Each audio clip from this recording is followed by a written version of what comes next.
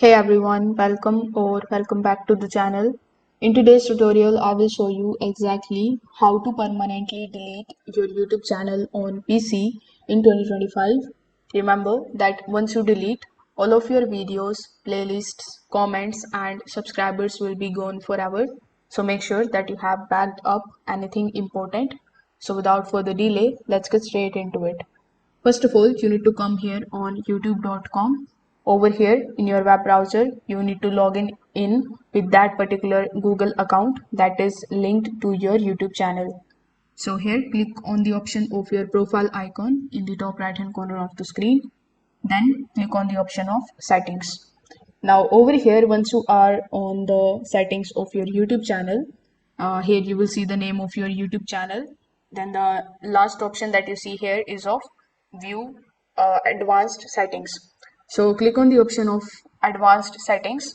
Then here the fifth option would be of delete channel. So click on the option of delete channel.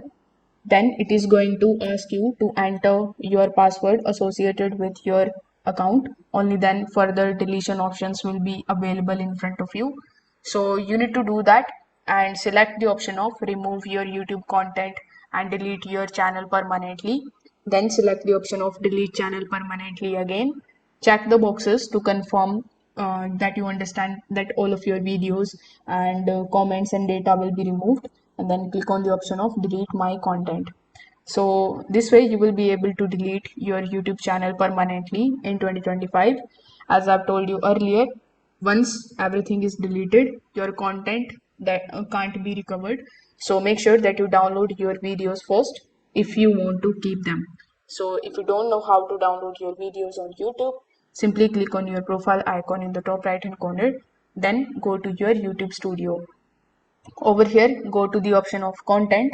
Here, select the videos and you will see all of your videos here on this page.